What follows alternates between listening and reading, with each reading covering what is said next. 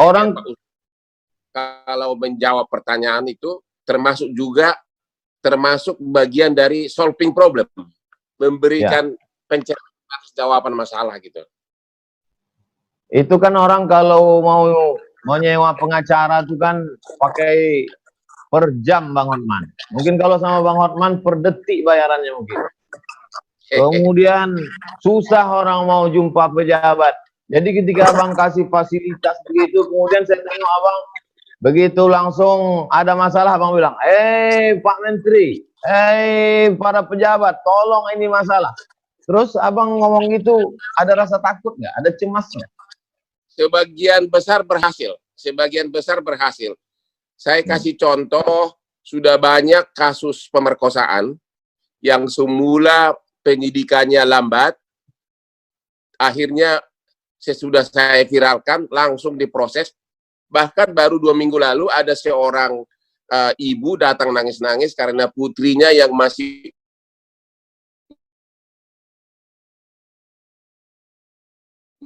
umur 5 tahun penyidikannya agak lambat, tapi sesudah datang ke Kopi Joni saya viralkan, sudah berhasil, dan kemarin si bapak pelakunya itu divonis 10 tahun penjara.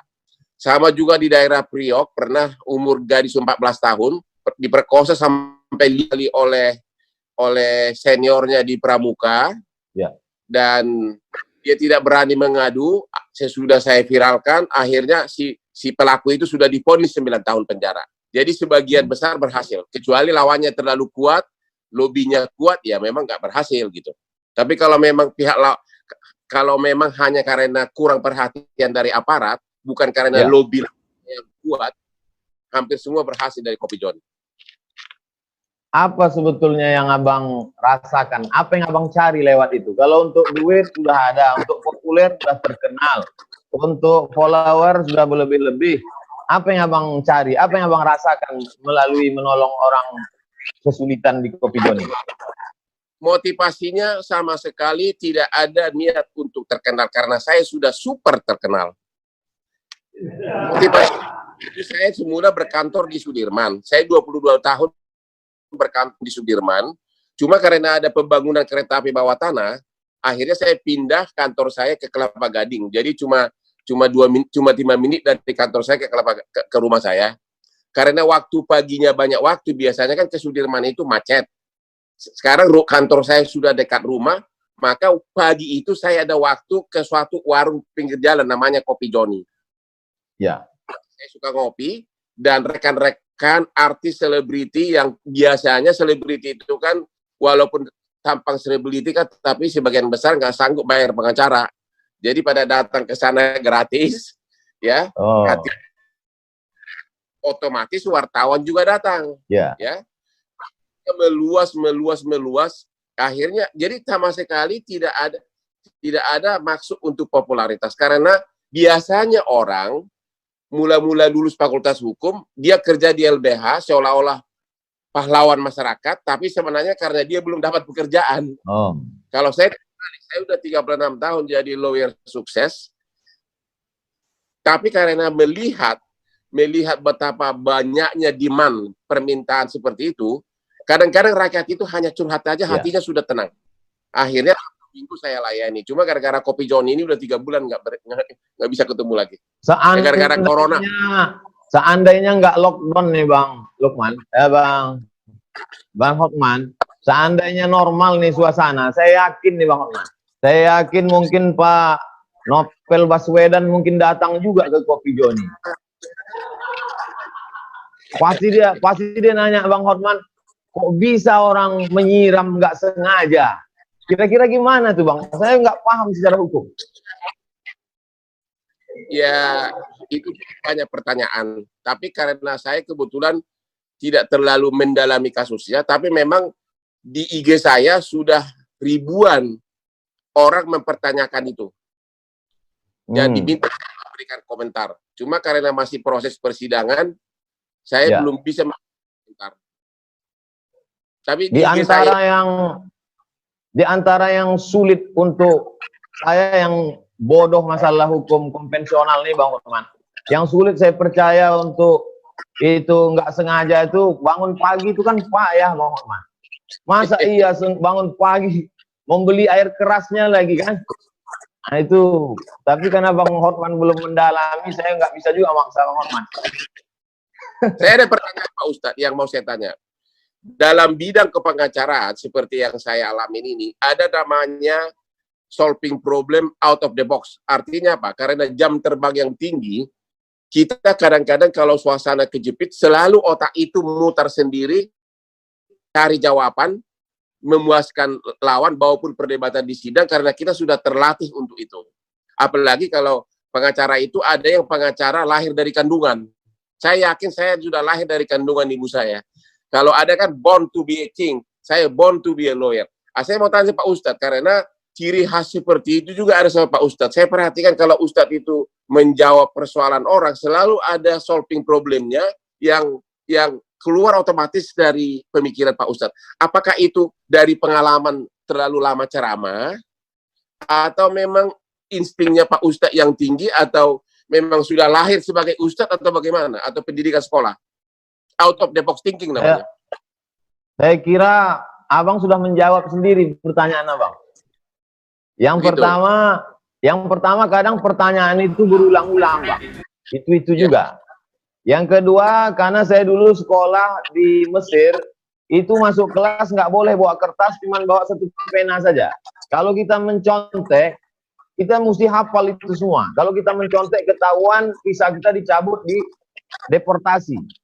Lalu kemudian mungkin faktor doa orang tua juga. Mak saya mendoakan supaya jadi ustadz. Mungkin yang terakhirnya itu born to be ustadz. Born to be ustadz ya. Jadi itu adalah terlatih dari selalu memakai brain ya, mengandalkan kemampuan kita, akhirnya dia jadi tajam pemikirannya ya.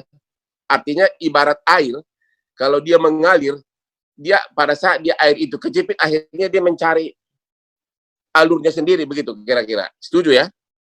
Iya Bang, ada namanya Ibnu Hajar. Ibnu itu anak, Hajar itu batu, anak batu. Jadi dia sulit untuk belajar. Lalu kemudian suatu hari dia lihat ada batu besar ditetesi oleh air. Air yang terus menetes. Sampai akhirnya batu itu berlubang. Disitulah dia, kalau kita sering ketuk pintu, lama-lama yang punya rumah dibukakannya juga pintu. Kalau terus ditetesi, jadi saya kira termasuklah juga kita ini, saking seringnya kita intip-intipan IG ini, akhirnya jumpa juga kita. Pernah saya intip IG Bang Hotman itu, Abang posting video saya tentang bangun subuh. Saya katakan berawal dari keterpaksaan, lalu kemudian menjadi kebiasaan. Abang posting itu di IG Abang. Berawal dari keterpaksaan, lalu kemudian berubah menjadi kebiasaan. Apa yang menarik bagi Abang tentang bangun subuh? Karena itulah yang saya alami tiap hari. Karena terpaksa kita harus mencari solusinya, akhirnya menjadi kebiasaan.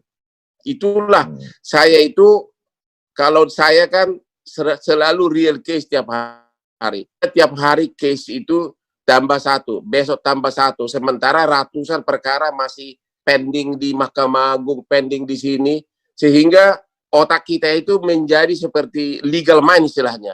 Bahkan kalau saya renang di subuh hari itu, makanya saya selalu bangun jam 4 subuh, saya di kolam renang itu tidak mikirin artis cantik, tapi yang di pikiran saya itu adalah ini bagaimana ini memenangkan ini, beslah begini, ini perkara si ini masih banding.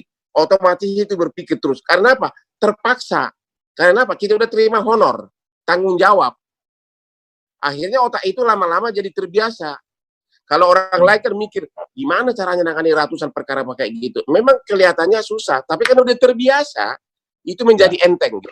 Saya juga melihat Ustadz kalau ceramah itu kok gampang benar itu menjawab pertanyaan orang. Jawabnya selalu istilahnya bahasa Inggrisnya itu plain language. Bahasa yang sederhana tapi menggigit gitu loh. Oh. Dan tepat. Ada satu video saya lagi Abang posting terkait tentang buaya darat. Itu yang mau saya tanya. Saya memperkenalkan ada 4 jenis buaya. Satu buaya benaran. Satu buaya cinta. Yaitu buaya cinta adalah orang yang sudah punya keluarga, punya istri, tapi punya pacar di luar, tapi tetap tanggung jawab kepada istri dan anak nomor satu. Yang ketiga, buaya darat. Buaya darat ini adalah orang yang punya istri, tapi juga punya pacar-pacar di luar dan kawin terus, gitu loh. Satu lagi, tapi dia masih memperhatikan anak istri. Yang terakhir adalah buaya jahanam, yaitu punya istri, nikah, dan anak istrinya dibuang. Menurut Pak Ustadz, dari buaya asli kan buaya yang hidup di laut.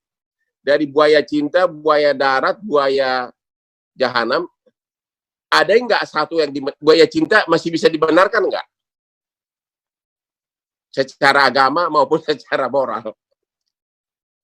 Kalau dalam Islam, Bang Hotman, dia ada batasan. Jadi ada emergency door, ada emergency door. Jadi macam kita naik pesawat itu, kata si pramugari, ladies and gentlemen, ini ada pintu keluar, pintu masuk, satu ini saja. Tapi kalau pesawat ini nanti meletup masuk jurang, ini pintu kiri bisa kau buka, kata dia. Itulah dia poligami ya gitu. Jadi selama dia pernikahan resmi, kemudian sekarang diikat oleh aturan negara, ada izin istri pertama yang disahkan ke pengadilan, itu banyak yang udah saya ajarkan, tapi saya belum mengamalkannya. Nah itu, jadi masih dibenarkan. Kalau dia diakui secara hukum negara dan agama. Begitu Bang Hotman. Tapi apa itu bisa bersifat adil kalau misalnya istri yang kedua itu adalah wanita artis umur 21 yang sangat mulus? Pasti pemikiran si suami kan pengen ke sana melulu daripada istri pertama. Bagaimana itu Pak Ustadz mengatasinya? Makanya diikat dia Bang. Diikat harus ada izin istri pertama. Selama tidak ada izin istri pertama tidak akan bisa. Macam mana dia bisa ditangkap polisi dia? Kecuali dia punya duit banyak menyewa pengacara Bang Hotman. Atau ke Kopi Joni. Begitu ya. Bang Hotman, pertemuan kita ini kan banyak yang suka, banyak yang tidak.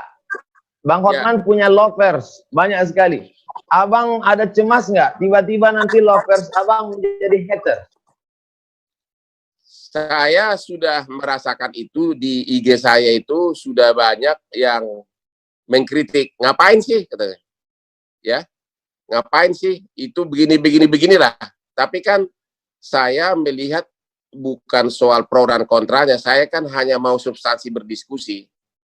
Kalau soal agama, saya selalu berprinsip bahwa kalau saya lahir di Pekanbaru, mungkin di kampungnya Pak Ustadz, saya akan menjadi Islam.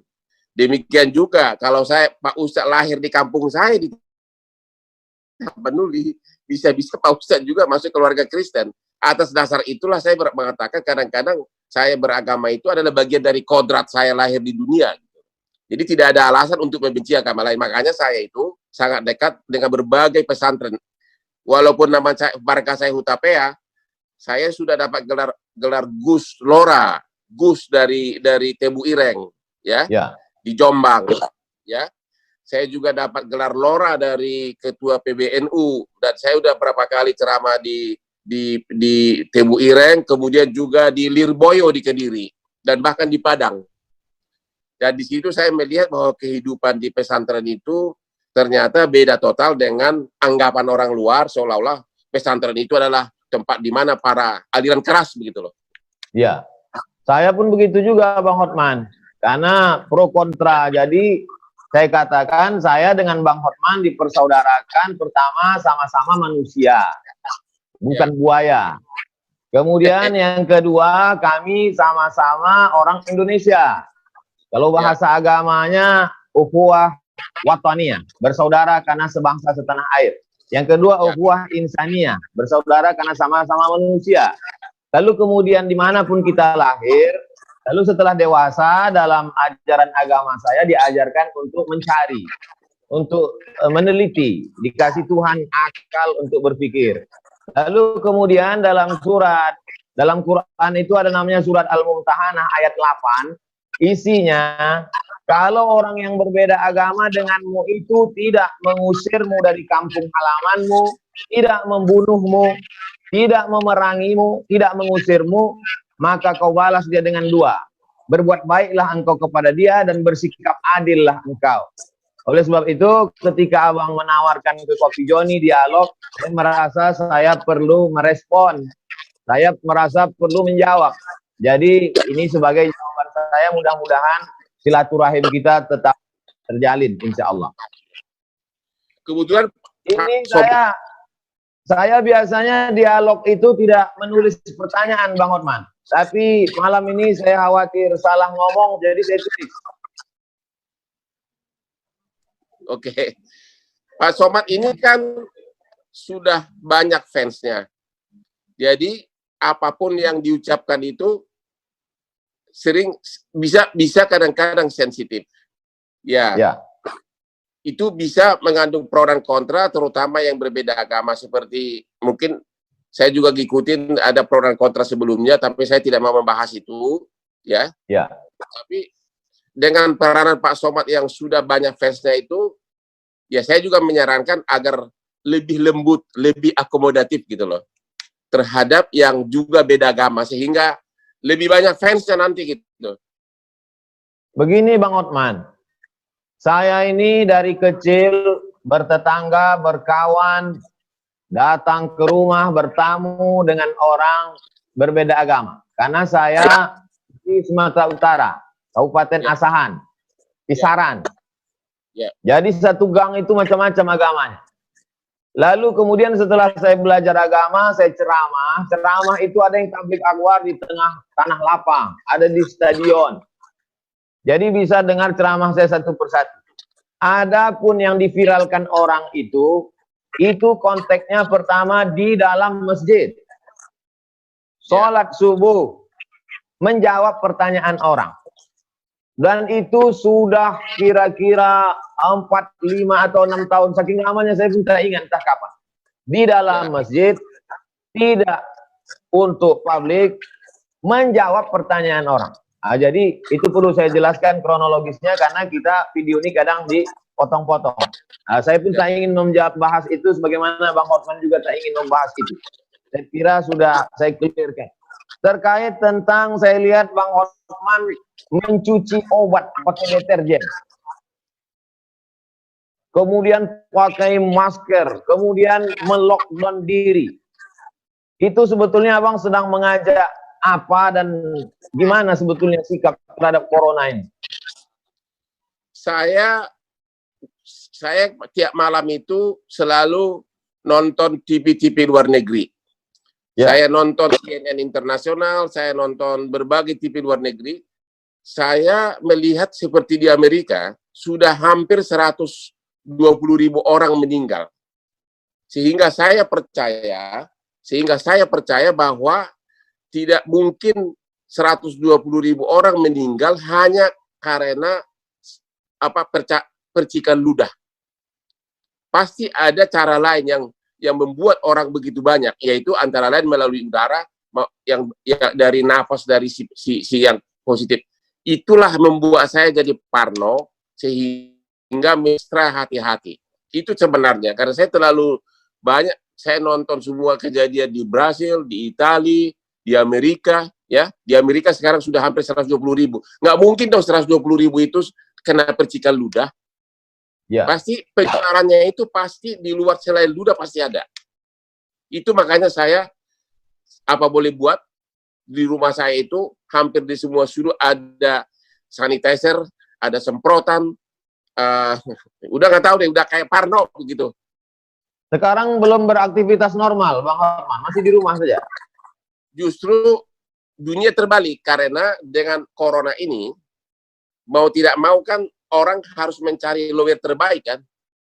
Banyak perbankan yang setiap hari, barusan tadi sebelum Zoom dengan Pak Ustadz, barusan saya dengan direksi bank ini, justru saya panen pekerjaan. Karena waktu krisis moneter tahun 98, seperti sekarang, saya lah lawyer yang paling dapat rezeki waktu krisis 98. Bahkan saya 20 tahun, disitulah saya dekat sama keluarganya Prabowo, Hasim.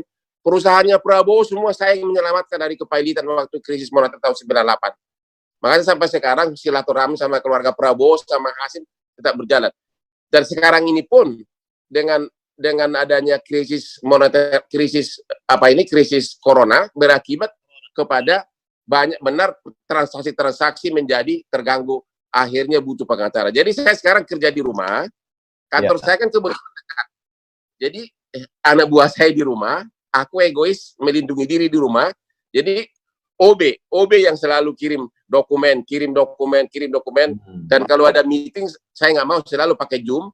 Tapi kalau sidang anak buah yang perang, saya kontrol dari kantor. Jadi super busy, Pak. Dan endorse juga banyak banget. Mungkin Ustadz bisa lihat di IG saya, berbagai, bahkan sebagian besar malah ibu-ibu minta di endorse karena memang mata pencahariannya sudah tidak ada, minta agar makanannya, dia buka restoran agar laku. Jadi memang super busy. Ya. Terkait tadi Abang ada menyebut pilot. Kenapa Abang disebut Raja Pilot?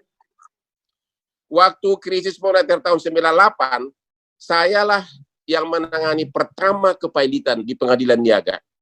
Dan pada saat itu hampir semua perkara kepailitan saya yang pegang. Hampir termasuk PT Kiani Kertas, punya Pak Prabowo juga saya yang bela lolos dari kepailitan. Itu di situ saya dapat ratusan miliar rupiah. Ya, ratusan miliar rupiah. Karena memang waktu itu kan dolar hampir 20.000. Ya, jadi perusahaan susah. Dan ini pun dengan corona ini bakal menggila di perkara, tapi belum sekarang. Orang-orang debitur, para konglomerat masih sebagian besar masih sembunyi di Singapura. Nanti begitu pun mulailah terjadi perkara karena banyak kontrak yang terputus. Saya panen lagi begitu. Artinya apa? Kualitas akan selalu dicari orang. Saya 20 tahun, Pak, join sama Dr. Nono Anwar Makarim, Harvard Group, bapaknya Nadiem Makarim, yang Menteri Pendidikan. Dulu Nadiem Makarim itu anak kecil waktu saya sudah join sama bapaknya. Saya 20 tahun di Makarim Taira International Firm, saya 4 tahun di Australia dengan pengacaranya 700 orang. Seperti saya bilang tadi, itulah yang membuat saya menjadi out of the box. Apapun persoalan hukum bisnis, otomatis dari otak saya itu dalam bahasa Inggris sudah otomatis lancar. Akhirnya dalam musim corona ini, akhirnya orang akan mencari. Orang akan selalu mencari kualitas. Kira-kira begitu. Sombong dikit boleh Pak Ustadz ya? Australia, Bang Lukman. Bang Hotman, Australia. Berapa orang lagu Boti yang sampai ke Sydney? Kau tahu lagu Boti, Bos? Lagu Boti kampung halamanku. Berapa orang lagu Boti yang sampai ke Sydney? Ya, ada 1-2 lah, tapi yang saya itu di sana bergabung dengan kantor pengacara di sini yang pengacaranya 700 orang, seperti yang Pak Ustadz lihat di TV-TV itu. Ya, di mana kalau Ustadz lihat kan di TV pengacara-pengacara bule itu bersidang. Dulu kerja saya di situ, ikut mengantar pengacara-pengacara bule itu pakai wig ke sidang, dorong bukunya, saya nonton berhari-hari bersidang, dan saya belajar bahasa Inggris hukumnya. Akhirnya bahasa Inggris hukum itu kan tidak bisa dapat dari guru les. Itulah yang membuat saya menjadi benar-benar otaknya itu legal minds terus. Kalau dijawab berapa, saya cuma 1 orang lagu Boti ada di sini. Orang banyak melihat Abang kan bukan lagu Botinya. Orang melihat Abang Lamborghini-nya. Orang melihat Abang cincin berliannya.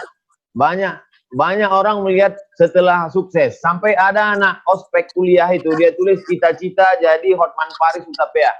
Jadi 5 poin, kalau dibatasi 5 poin kiat sukses. Supaya anak muda ini jangan jadi pemimpi. Dia mesti belajar juga kerja kerasnya. 5 poin, bisa Bang ringkas? 1, harus jelas tujuannya dulu. Kalau mau sukses kita harus jelas tujuannya dulu, ya. Karena kita tidak mungkin sampai ke tujuan kalau kita nggak tahu, ya. Yang kedua adalah nyali. Nyali adalah salah satu pokok penting modal sukses. Tanpa ada keberanian akan susah sukses. Yang ketiga adalah kalau seperti kata si pendiri Facebook, ya, persisten, ya, persisten. Artinya ngotot gitulah, ngotot, ya, ngotot terus menerus, ya. Yang keempat tentu kerja keras. Yang kelima adalah socialize, mengenal, membina relasi. Itulah 5 inti pokok dari yang saya terapkan selama ini. Yang dulu tidak ada rasa, sekarang jadi rasa percaya diri. Jujur aja Pak Ustadz, saya memakai berlian ini bukan untuk pamer, tapi saya datang ke tempat rapat dengan dasi mahal, semua orang tahu bermerek, dengan cincin berlian yang kadang satu berlian ini 6 miliar, orang penampilan kita itu menjadi apa? Namanya itu self confidence, convincing, ya. Orang bule itu Pak, saya kan paling sering bertarung sama orang bule. Orang bule itu suka anggap rendah sama orang Indonesia, karena dianggap kita ini masih bodoh. Tapi begitu kita masuk ruangan, dari mulai sepatunya pun dia tahu mereknya, dasinya dia tahu mereknya, adanya di Champs-Élysées di Hollywood, adanya di Milan, dia langsung simpatik. Artinya apa? Orang yang berkualitas pakaiannya seperti itu, berarti otaknya juga berkualitas. Nah, itu bukan untuk pamer, tapi adalah bagian dari profesi untuk tampil pede gitu. Itu yang mesti anak-anak muda nih tahu Bang Hotman. Apa 5 poin tadi, dari mulai tujuannya jelas, bernyali, ngotot, kerja keras, sosialnya baik, kemudian tujuan dari gaya itu pun punya tujuan, bukan sekedar ingin hura-hura dan lain sebagainya. Saya kira itu mendidik. Kemudian terkait dengan 3F ini, banyak anak orang kaya gagal sekolahnya, narkoba, tinggal di luar negeri pun tak betul, tapi 3F ini bisa tes pendidikannya gimana? Kiat Bang Hotman. Ya, pendidikan paling utama itu kan dalam keluarga. Apa yang dilihat kehidupan kita sehari-hari, mau tidak mau, itu otomatis melekat kepada jiwa anak. Anak saya 3-3-nya lulus Fakultas Hukum dari 3 subuh udah bekerja. Dia lihat gaya hidupnya memang kerja tanggung jawab. Ya, dia lihat keluarga juga tentram. Itulah bagian yang dia lihat tiap hari, sehingga mendarah daging dalam dirinya. Jujur bahwa walaupun di generasi saya itu banyak mobil mewah, anak-anak saya nggak pernah tertarik untuk pamer mobil mewah. Karena apa? Dia dari kecil sudah melihat mobil mewah itu. Jadi contoh hal yang paling bagus untuk anak adalah contoh yang kita lakukan tiap hari dalam keluarga. Itu kira-kira. Itu adalah pendidikan yang paling bagus. Ada beberapa orang yang sempat terjatuh dalam hidupnya, kemudian silap, salah. Kemudian setelah keluar dari penjara, Bang Hotman kasih dia kesempatan. Bang Hotman undang, kemudian bangkit percaya dirinya. Kemudian mungkin bagi sebagian orang lain sudah mencap dia, sudah menjudge. Itu apa motivasi Bang? Bisa kasih contoh yang mana ya? Ada beberapa, saya tak bisa sebut nama, nanti jadi infotainment. Ya, bagi saya bahwa manusia kan bisa berubah, ya. Masa lalunya itu tidak perlu kita persoalkan, tapi kalau kita sudah yakin bahwa kepribadiannya bisa berubah, ya kenapa tidak? Kadang-kadang justru orang yang, terutama kalau dia intelektual, kalau dia masuk penjara, justru orang kayak gitu yang bisa lebih dipercaya karena dia tidak mau lagi melakukan hal yang sama 2 kali. Ada banyak kasus Bang Hotman, dari mulai Nazarudin sampai JIS. Di antara semua kasus itu apa yang paling berkesan? Oke, yang paling berkesan dalam hidupku adalah waktu krisis moneter tahun 98. Waktu itu masih Presiden Soeharto, di mana saya ditunjuk oleh Bambang Triatmojo. Waktu itu IMF menutup 16 bank. Ya, IMF menutup 16 bank. Di situ saya 2 minggu duduk tiap hari dengan Bambang Triatmojo, anak sulungnya Presiden, sebagai pengacaranya. Saya bersama-sama dengan Adnan Buyung, Oce Kaligis. Di situ saya benar-benar merasa berarti apa? Anak orang kampung menjadi penasehat dari anak presiden. Dan saya ingat persis waktu itu pernah Bambang Triatmojo meminjam buku saya. Buru-buru dia lari-lari. Kenapa? Bapak minta katanya. Pasal berapa katanya? Jadi dia pinjam terus dibawa lari-lari ke istana. Itu sangat berkesan. Kalau mengenai kasus-kasus, kalau kasus bisnis di Indonesia ini hampir semuanya keluar presidennya melalui kantor saya. Banyak benar kasus-kasus raksasa yang saya pegang dengan ide-ide out of the box bisa menang. Saya kasih contoh, saya pernah memenangkan perkara kepailitan di mana seorang kreditur saya kalahkan, tagihannya $1 miliar. Tapi jaminannya adalah tambang di perut bumi. Pertanyaannya adalah, boleh nggak swasta menjaminkan kekayaan di perut bumi? Waktu itu kasusnya saya menang melawan puluhan pengacara bule hanya dengan pelajaran kita waktu SD. Pasal 33 Undang-Undang Dasar 45. Bahwa bumi, kekayaan dalam negara di perut bumi adalah milik negara. Jadi saya dalilkan bagaimana kau bisa menjaminkan batu bara di perut bumi, berarti jaminan kamu catat, dan itu menang, dan waktu itu menggoncang seluruh dunia karena $1 miliar.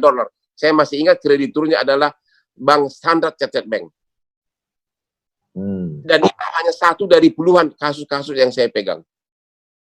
Out of the box, udah kejepit, tiba-tiba boom keluar gitu. Kita bisa sampai jam 10, Bang Hotman. Bisa, terserah Pak Ustadz. Aku mau tanya nih Pak Ustadz. Dengan krisis corona ini, ya, kita sadar bahwa hidup itu sangat singkat. Sementara kita sibuk terus mencari uang. Kadang-kadang banyak orang meninggal ya pada saat dia mencari uang, uangnya pun tidak dinikmati. Saya ini sudah lama pengen pensiun, tapi mental saya tidak siap. Karena apa? Setiap saya mau istirahat, ada perkara baru, honornya 2 miliar. Ada perkara ini, honornya 3 miliar. Akhirnya nggak jadi pensiun. Pertanyaan saya kepada Pak Ustadz, apa yang harus saya yakini agar orang itu rela meninggalkan duniawi dan benar-benar bahagia hidup menikmati dirinya? Kalau yang saya yakini, Bang Hotman, ya, bahwa pesan Nabi Muhammad, kalaupun kau punya 1 lembah dari emas, kau akan minta 1 lembah lagi, katanya. Jadi ada gunung, di bawahnya emas semua, itu kau akan minta 1 lagi sampai mulutmu disumbat tanah. Jadi nggak ada pernah puasnya, terus kurang. Macam orang haus minum air laut, kurang. Jadi sebenarnya kepuasan itu ada ketika kita memberi. Makanya ada buku The Miracle of Giving. Jadi ketika dia memberi, dan saya lihat itu ada pada Bang Hotman, ketika Abang memberi beras, memberi sembako, saya kira Abang sudah menikmati itu. Jadi ketika memberi itu diperbanyak, orang akan menemukan kebahagiaan. Kebahagiaan yang tidak semu. Karena ada kebahagiaan ketika kita dapat, dia kemudian kering. Tapi ketika orang menemukan kebahagiaan yang tidak semu itu, itulah kebahagiaan yang sesungguhnya. Tapi dia rasa. Tidak semua orang bisa menceritakan apa yang dia rasakan. Dan apa yang Abang rasakan pun belum tentu bisa Abang bahasakan. Karena bahasa terlalu miskin untuk menceritakan tentang rasa. Saya jadi puitis pula jadinya depan Bang Hotman. Tapi itu benar. Bang Hotman sudah punya semuanya. Lalu kemudian apakah Bang Hotman bahagia? Gimana jawabannya? Belum bahagia. Karena itu tadi, mau pensiun ragu-ragu. Mau pensiun ragu-ragu. Begitu mulai kerja lagi, pusing lagi pemikiran. Ikut lagi terjun kepada masalah. Sehingga never ending story. Itulah yang saya tanya, bagaimana meng-cut off, ya udah that's enough, tapi susah. Anak saya 3, semuanya pengacara muda, saya perlu bimbing juga, karena pengacara itu tanpa jam terbang, tanpa benar-benar bekerja nanganin kasus, susah menjadi ahli. Orang boleh bergelar profesor doktor, tapi belum tentu bisa bikin surat kuasa, belum tentu bikin surat gugatan. The only way adalah dengan jam terbang yang tinggi. Itulah yang makanya saya nggak bisa tinggalin. Tapi bahagianya ya semu. Abang pernah merasa sulit dalam hidup? Apa yang paling tersulit saat menjalani hidup? Saya kebetulan dari kecil bukan dari keluarga miskin, termasuk orang yang berada untuk ukuran kecamatan, saya tidak pernah susah hidupnya dari segi keuangan. Saya bersepuluh bersaudara, 6 orang sarjana murni orang tua yang salah sekolahkan ke Unpar Parahyangan. Yang tersulit saya alami adalah ya hampir pernah mau bunuh diri waktu saya dari kantor pengacara internasional Andan Buyung oleh Profesor Subekti waktu itu yang menulis KUH Perdata. Saya diminta masuk ke Bank Indonesia, pindah ke Bank Indonesia. Gubernur Bank Indonesia yang sekarang adalah satu angkatan sama saya. Tapi pada saat itu saya melihat saya tidak punya masa depan di sana. Nggak bisa kaya Pak di sana. Itu antara lain yang saya lihat waktu itu. Kedua, saya sarjana hukum, disuruh belajar hitung dagang, disuruh belajar neraca, memang namanya bank kan. Disitulah saya menjadi pesimis, karena terus-terusan stres hari demi hari, akhirnya hampir waktu itu minum Baygon. Tapi saat saya mau minum Baygon, tiba-tiba saya mendengar tukang beca di depan rumah yang sedang bermain gaplek bisa ketawa-ketawa. Di situ saya sadar, tukang beca bisa ketawa-ketawa, sedangkan saya pegawai Bank Indonesia sarjana hukum tidak mau bunuh diri. Sejak itulah tekad bahwa I have to do it. Saya harus pilih pekerjaan yang saya suka and I will do it the maximum way, dan berhasil. Di tengah keberhasilan Abang melewati masa-masa sulit segala macam, apa yang belum tercapai? Yang belum sebenarnya, pertama saya tidak pernah tertarik jadi pegawai negeri, tidak pernah tertarik jadi DPR, tidak pernah tertarik jadi menteri. Jadi sebenarnya saya sudah hampir tercapai semuanya. Sekarang yang belum tercapai adalah bagaimana 3 anak saya jadi pengacara benar-benar berkualitas. Yang kedua, agar saya bisa pindah ke Bali dengan tenang, bisa tiap jalan pagi melihat berbagai pemandangan, wanita cantik sambil olahraga, ya kayak begitulah, mau hidup tenang di Bali. Hanya itu tujuan saya terakhir. Tidak mau jadi pejabat dan tidak tertarik. Mau menikmati hidup. Benar, menikmati akhir hidup. Hidup tidak bisa ditambah, Bang Hotman, tapi kita bisa membuat hidup lebih berkualitas. Ya. Keyakinan saya mengatakan hidup sudah ditetapkan Tuhan. Sehingga ketika dia datang, kita tidak perlu takut dan kecewa. Karena kematian itu pasti datang, ketakutan tidak memperlambat kematian, keberanian tidak mempercepat kematian. Tapi kita bisa membuat sisa hidup ini berkualitas. Mudah-mudahan sisa hidup Bang Hotman dan kita semua berkualitas. Baik, bermanfaat buat orang banyak. Di antara 2 orang ini, Opung Binahar Hutapea dan Rusmina Tio Binur Simanjuntak, siapa yang paling berpengaruh dalam hidup Abang? Wah, data saya dapat benar ya, sampai nama bapak saya tahu ya. Oke. Yang paling berpengaruh adalah dua-duanya IQ tinggi, saya tahu itu. Tapi yang paling berpengaruh dalam hidup saya adalah ibu saya. Ibu saya itu, waktu saya kecil, kami 10 orang bersaudara, dia bisa beli ikan mujahir 1 ember tiap minggu ke pasar. Ikan mujahir itu disup tiap hari dan dikasih ke anaknya, dan selalu dengan pesan agar kau pintar di sekolah. Dia percaya, walaupun dia orang kampung, dia percaya bahwa makanan turut membantu IQ. Dia bisa sogok saya agar makan daun pepaya, makan telur. Jadi benar-benar ibu saya adalah yang paling berkesan dalam hidup saya. Cuma pada saat ada satu hal yang paling saya sesalkan, yaitu sesudah saya sukses, saya sering keluar negeri ditemani oleh ibu saya untuk check up ke rumah sakit. Sementara dianya saya tidak pernah check up karena tidak pernah mengeluh. Namanya juga ibu dari kampung kan, spirit fight-nya kuat. Ya. Padahal dia sudah menderita darah tinggi. Padahal darah tinggi kan sebenarnya gampang diobatin. Akhirnya apa? Tiba-tiba jatuh di kamar mandi, pecah pembuluh darah. Itulah penyesalan yang saya tidak bisa maafkan diriku. Dia bisa berjam-jam temanin saya di rumah sakit di Mount Hill di Australia untuk check up diriku di rumah sakit. Sementara dianya tidak pernah saya check up. Itu aja penyesalannya, Pak Ustadz. Ini sudah mendekati jam 10, Bang Hotman. Saya takut kalau lewat nanti dihitung per detik. Jadi Pak Ustadz, Mana? di ujung penghujung acara ini ada syair yang mau saya bacakan. Ya. Saya mau lantunkan tapi takut suara saya putus-putus. Jadi saya bacakan aja. Ya. Molo adung nasalah manang na urang bani haki. Saya anju mau. Mana tahu selama acara ini ada kata-kata tidak berkenan, cara menjawabnya tidak hormat, tidak sopan. Mudah-mudahan kita tidak tersinggung dan tidak merusak perasaan. Jawaban saya sama dengan bahasa Batak lagi, dang adong nasala. Dang adong nasala, dak pola perlu anjuan, karena tidak ada yang salah, tidak ada yang perlu dimaafkan gitu loh. Itu artinya itu. Terima kasih Pak. Ada yang mau Bang Hotman klarifikasi, karena banyak sekali thumbnail yang ingin Abang klarifikasi pada momen ini. Silakan. Ya, sebenarnya sih banyak titipan pesan kepada saya menanyakan inilah, tapi karena saya lihat berbau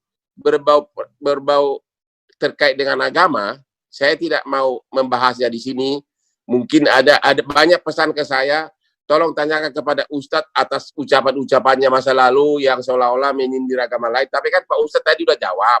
Ya itu aja klarifikasi. Ya. Saya ucapkan banyak terima kasih kepada Bang Hotman. Salam untuk Ibu Agustian Marbun. Ya, salam, dengar kok. Sukses selalu.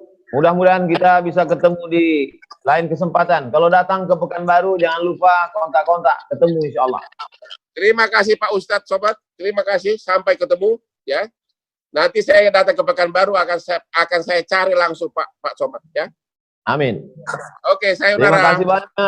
Terima kasih. Salam. Selamat malam, Bang Hotman. Salam.